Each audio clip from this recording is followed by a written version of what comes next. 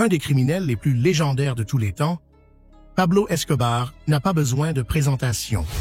Sa carrière, si on peut l'appeler ainsi, a été marquée par crime après crime, alors qu'il parcourait le monde convaincu qu'il pouvait tout se permettre sans conséquence. Voici 10 actions étonnantes de Pablo Escobar. Numéro 10. Construire une prison de luxe. L'influence de Pablo Escobar sur la société colombienne était telle qu'il a pu concevoir et construire une prison de luxe pour lui-même. Appelée la cathédrale, cette structure privée, située dans les montagnes près de Medellín, ressemblait davantage à une villa qu'à un centre de détention. À l'intérieur, Escobar profitait d'un confort absolu. Une cellule avec un lit king size, un jacuzzi et une cuisine privée. Il recevait des visiteurs, organisait des fêtes et, quand cela lui plaisait, sortait de prison. Avec des terrains de football, un bar et même une cascade, la cathédrale n'avait rien en commun avec les prisons traditionnelles. Cependant, cette apparente solution s'est révélée un échec pour le gouvernement colombien.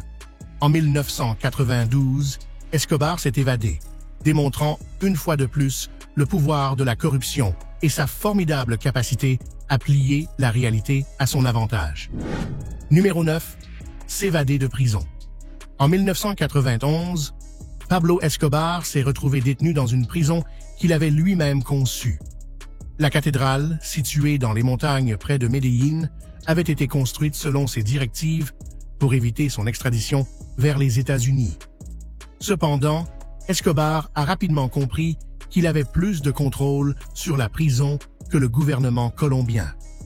Durant sa détention, il a continué à gérer son empire de la drogue, utilisant un téléphone portable pour coordonner ses opérations et recevoir des visiteurs.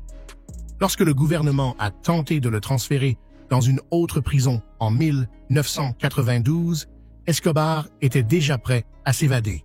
En 6 mois, un tunnel de près d'1 kilomètre a été creusé, permettant à Escobar et à 10 autres détenus de s'échapper.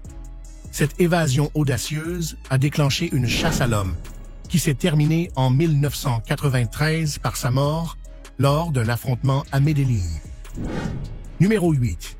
Construire un zoo privé. En plus de son infâme trafic de drogue, Pablo Escobar s'est passionné pour la collection d'animaux exotiques. Fasciné par la faune sauvage, il souhaitait créer un zoo privé pouvant rivaliser avec les collections d'animaux les plus prestigieuses au monde. Situé dans l'immense propriété de l'Hacienda Nápoles, le zoo abritait une grande variété de créatures, avec plus de 7000 acres dans la jungle colombienne. Le domaine offrait un environnement luxueux. Parmi les espèces présentes, on trouvait des éléphants, des lions, des tigres et des zèbres. Escobar ne lésinait pas sur les moyens, dotant la propriété de piscines, de jardins soigneusement entretenus et d'arbres importés pour offrir aux animaux un habitat confortable. Bien que les animaux aient souvent été obtenus illégalement et que leurs soins aient parfois été inadéquats, le zoo reflétait la richesse et l'ambition de Pablo Escobar, ainsi que son mépris des lois et des règlements. Numéro 7. L'assaut du palais de justice.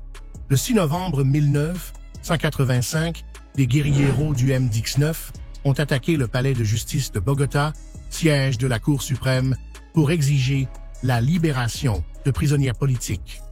L'action s'est transformée en un assaut sanglant. Avec des armes lourdes et des explosifs, l'intervention militaire a détruit le bâtiment et causé plus de 100 morts, dont 11 juges de la Cour suprême. Financé par les cartels de la drogue, l'assaut a révélé l'influence dramatique du crime organisé sur la politique colombienne. Cet événement tragique reste une blessure ouverte dans l'histoire du pays, montrant l'importance d'institutions solides pour préserver la légalité. Numéro 6. Les fêtes extravagantes d'Escobar. Pablo Escobar ne se contentait pas de tirer d'énormes revenus de la drogue. Il les affichait également lors de fêtes somptueuses, attirant des célébrités, des hommes politiques influents et des membres de l'élite colombienne.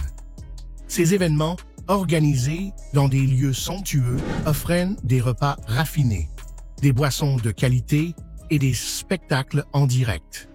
Il ne s'agissait pas seulement de démonstrations d'opulence, mais aussi d'outils pour renforcer le pouvoir d'Escobar. Beaucoup d'invités, ravis d'être présents, se sentaient redevables envers lui. Cependant, il y avait un côté sombre. Des criminels et des narcotrafiquants y participaient souvent, et ceux qui manquaient de respect pouvaient être intimidés ou punis. Ces faits symbolisaient la corruption de la société colombienne et les excès du narcotrafic, illustrant comment la richesse et le pouvoir peuvent engendrer des ravages. Numéro 5. Faire passer de la cocaïne dans les pneus des avions. Les opérations de contrebande de Pablo Escobar étaient aussi risquées qu'ingénieuses. Une de ses idées, les plus audacieuses, consistait à dissimuler de la cocaïne à l'intérieur des pneus des avions. Le plan consistait à retirer les enveloppes, les remplir de drogue, puis les refermer soigneusement, de manière à pouvoir les transporter sans éveiller de soupçons. Une fois aux États-Unis, la cocaïne était extraite de l'intérieur des pneus. Ces composants des avions étaient un parfait pour le trafic illégal, car soumis à des contrôles moins rigoureux.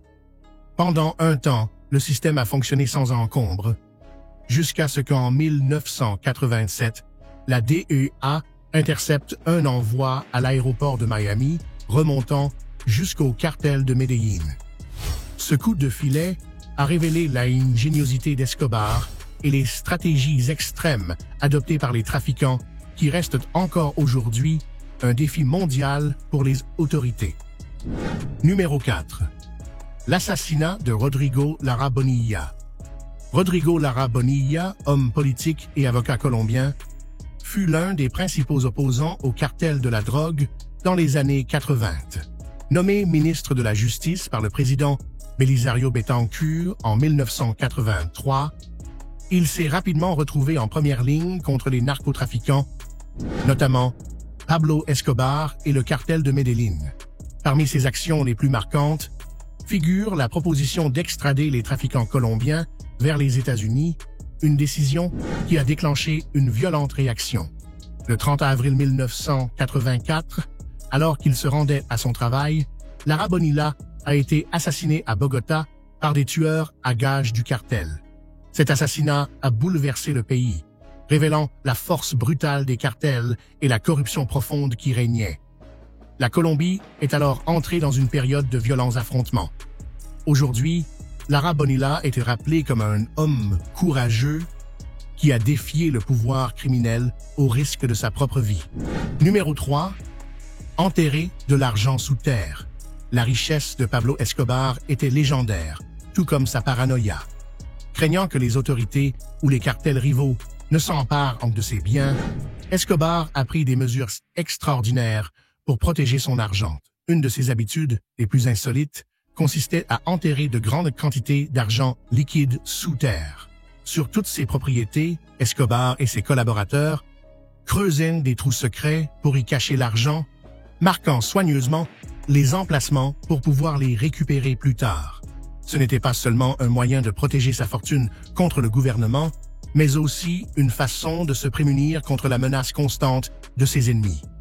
Malgré ses efforts, une grande partie de ses fonds a été perdue, oubliée avec le temps ou saisie par les autorités.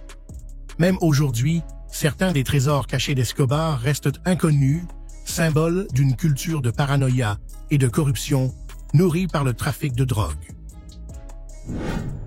Numéro 2. Offrir des maisons gratuites. Pablo Escobar est souvent rappelé pour son empire criminel impitoyable, mais ses gestes de générosité sont une partie tout aussi surprenante de son héritage. L'un des actes les plus inhabituels qu'il a accompli fut d'offrir des maisons gratuites aux pauvres en Colombie. Avec sa fortune immense, il a financé la construction de quartiers entiers à Medellín, offrant des logements à des familles en difficulté sans demander quoi que ce soit en retour. Ces maisons étaient dotées de services de base tels que l'eau, l'électricité et les systèmes d'égout, des biens souvent inaccessibles pour les plus démunis. Cependant, derrière cet apparent altruisme se cachait une stratégie: obtenir la gratitude et le soutien des communautés marginalisées, renforçaient l'influence d'Escobar. Bien qu'ils répondent à un besoin réel, ces actions reflétaient également les inégalités sociales de l'époque. Offrir des maisons est ainsi devenu un moyen de manipuler et de contrôler les gens, symbole d'un héritage complexe mêlant générosité et exploitation. Numéro 1. Corrompre le gouvernement colombien. L'influence de Pablo Escobar en Colombie ne se limitait pas au trafic de drogue. Il était un maître dans l'art de manipuler le système grâce à la corruption. Avec sa richesse colossale, il a acheté les faveurs de nombreux fonctionnaires, parmi lesquels des juges, des policiers et même des membres du Congrès, garantissant ainsi que ses activités criminelles continuent sans trop d'obstacles. Un épisode emblématique de cette corruption s'est produit lors des élections présidentielles de 1984, lorsque le cartel de Medellín a organisé des attaques violentes qui ont favorisé la victoire du président Belisario Betancur. En échange, Betancur s'est engagé à stopper les extraditions vers les États-Unis. Ce système de corruption a contribué à déstabiliser les institutions colombiennes et à intensifier le pouvoir des cartels. Aujourd'hui, notre voyage touche également à sa fin, mais ce n'est pas le dernier.